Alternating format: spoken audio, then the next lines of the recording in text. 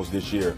Rookie, you're feeling your way, lot coming at you. You got Josh McDaniels to kind of hold your hand, a guy that's had a tremendous amount of success going throughout the season. I know we talked this offseason about who will be calling plays, who will be the offensive coordinator, which is concerning for me. But this is about Mac Jones' progression and what we think about him, right? We think that he's a quarterback that he can go on the field and be an extension of the sideline. Guys have talked glowingly. The players. See, that's the thing, too. We listen to GMs and we listen to coaches, and Belichick obviously gave him a glowing, talked about his how he came in prepared, talked about Mac and how good he can eventually be. I listen to your teammates. His teammates are in on Mac Jones. And always have been. And always have been. So going forward this year, it's about command. When he walks into the huddle and the line of scrimmage, his players looking in his eyes knowing that this guy's going to get us to where we need to go. And you can make that jump with all of the reps that he was fortunate to have last year, in-game opportunities to take a step forward. So when Mac is on the field this year, regardless of who the offensive coordinator is, because I'm kind of backing off of that, I'm kind of backing off of being super concerned about that. Still concerned, but I'm not where I was when we first started hearing this story about who will be calling plays. Now with me, it's about Mac Jones leading these guys. Yeah, Mac Jones spent time this offseason going to visit with all of his receivers to get a lot of reps with them. Our Patriots reporter Mike Reese joining us now there from Patriots camp. He ready to Mike's go. ready to go. All right, Mike, practice just started. What are you watching for out there today? Laura, I want to talk about this command that Marcus was just referencing, because this is what I've seen the first three practices. Mac Jones, back shoulder throws to DeVante Parker in the red zone. They have an early connection going on right now. They spent a lot of time in the red zone. We know Parker, 6'3", 219 pounds, has that big catch radius. He's got the tight window catchability. So I want to see that. And then the other big storyline, who's calling the plays? Matt Patricia with a walkie-talkie. You see him talking to Mac Jones. Joe Judge, always around the quarterbacks. And Bill Belichick, always heavily involved, to the point that veteran cornerback Malcolm Butler, after the defense had to get down and do 10 push-ups after a play, said, I think Bill Belichick's an offensive coach now. He's not on our side anymore. How about that, Laura? Bill Belichick, the offensive coach. Yeah, hey, listen, maybe he really is the offensive coordinator. Thanks to Mike. More from Mike and our other reporters coming later. And listen, you hear the talk, Dan, about the command and what Mike just referenced there, the connection already with DeVante Parker. For you, what sticks out about Mac Jones and the improvement needed? I guess the question for me really, Laura, is how much command can you play with when you're not in control of the game? You know, that's what they did so well for Mac last year, was they were constantly controlling the football game. That's not always going to be the case, certainly not without a great play caller and Josh McDaniels, who's now in Las Vegas. So how much command can you have in the midst of that? And the unique thing about New England is I always knew they could be whatever they needed to be. I just didn't know how it was going to happen. I don't know that anymore because I don't know who the play caller is. Given everything that I've talked about with New England this offseason and Mike Reese's report of Bill Belichick, I think the best place for this offense to be is giving this cat on the screen complete control of line of scrimmage. Because if you go back to last year, it was early on, and that's the command that we saw. We saw it last year. This is against the Browns. It's 3rd and 8 early in this football game, and you got the motion over. Now, the unique thing is the motion runs with them. That tells me as a quarterback man-to-man. So now I'm thinking, okay, it's man-to-man. I'm going to get one-on-one. He's communicating at the line of scrimmage protection. I'm in complete command. Now he sees the safety at the top of the screen spin back. All right, no, it's not man, it's zone. And I've got an out route at the bottom of the screen and then a hook up by my tight end. I got to hold my eyes, make sure that I keep that linebacker from dropping.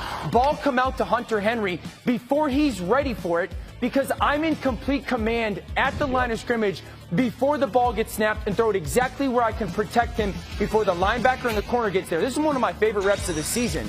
It's 3rd and goal. I'm going to get man-to-man coverage. I want everyone to pay attention to Mac's eyes. Motion the back out, corner kicks. Now I've got this little skinny slant off this safety, and the leverage outside by the safety tells me I got an opportunity to get this throw, but I got to move 56. Here's my responsibility. Take my eyes, move them 1, 2, 3. Watch 56 flow. He's going exactly where Mac is telling him, I want you to go there. Come back. Now slip that slant in behind that linebacker and inside of that safety's leverage. Touchdown. And I am one of those people that is incredibly concerned about who the play caller is. But this young man is so ready and prepared, and he is that young version of Tom Brady when it comes to that that I agree. The more command you give him at the line of scrimmage, because he's so capable of it, the better the offense will be. It's interesting because I think he's more We're ready tape, for that. yeah. I know. Let's freaking go. We're back together right now. No, July. it's still July. We're doing tapes in July. He's more Let's ready go. for that Mac Jones is than people realize. It's Yeah. a great tape. Adam, is this whole thing about Bill Belichick not naming an offensive coordinator really as serious as some people think it is? I realize Dan's concerned, but well, it's a fun talking point, and you wonder what are they doing. But there were people across the league who have felt all along that Bill Belichick would be heavily involved in this offense, much to what Mike had said, that Bill could be the de facto offensive coordinator. I know that early in camp, Matt Patricia was on the walkie-talkie calling in some plays. Maybe he's involved. And, Laura, to your point, you know this from Mac at Alabama. He's smart enough to help carry that even in his second year. Totally. And this is an offense that can do so many different things. They got good pieces. They But do. They drafted a couple of running backs to go along with Damian Harris and Ramondre Stevenson. Tyquan Thompson is a rookie second-round draft pick, wide receiver who caught a bunch of passes in practice yesterday. You heard about the connection to DeVante Parker. Jacoby Myers, the two tight ends. Jonnu Smith started yesterday. Hunter. So they've got a lot of pieces to get involved with Mac Jones for whoever's calling the plays, whether it's Bill Belichick or Matt Patricia or Joe Judge or all of them. I've been with this guy, what we've been rolling, 3 years, 4 years now, Dan? Here's the thing, Schefter, because you make a great point about it now. My concern, and I'm sure this is where you are, in game.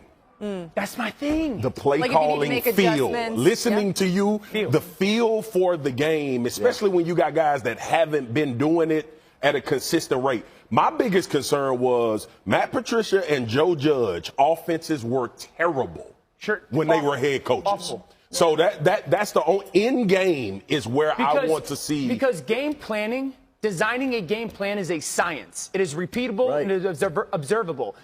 Calling a game is an art. It is feel. And the pieces, experience. For sure. And Josh McDaniels was one of the best who did it. And that's my hesitation, Chef, because the feel is, my goodness, they're bracketing Hunter Henry and they're shutting down our run game with slants off the defensive line. How do we get the ball in space to a guy like Jacoby Myers? How do we move him around? And that is the feel that just isn't, it's not easy to get a control over. I will say this about your points about Mac Jones and his experience. He wasn't playing until his final year there at Alabama, but he spent a ton of time with different offensive coordinators and some really good quarterbacks in those rooms learning. So I do think the capability is there, but to y'all's point, I mean, there's a lot that's going to have to happen. It's crazy you say that, Boogie, because I'll take any one of them offensive coordinators he had.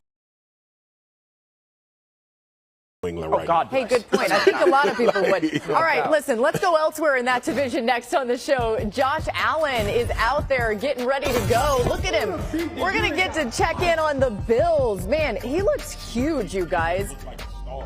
He does. The star power is shining, and those Bills, a Super Bowl favorite. Here's the schedule. Patriots just started practice at 9:30 a.m. Eastern. The Falcons just began at 9:30. The Bills starting at 9:45. You just saw them out there. They're minutes away from getting going. And then the Commanders kick it off at 10. We are covered across the league with our reporters, and we'll be showing you live video.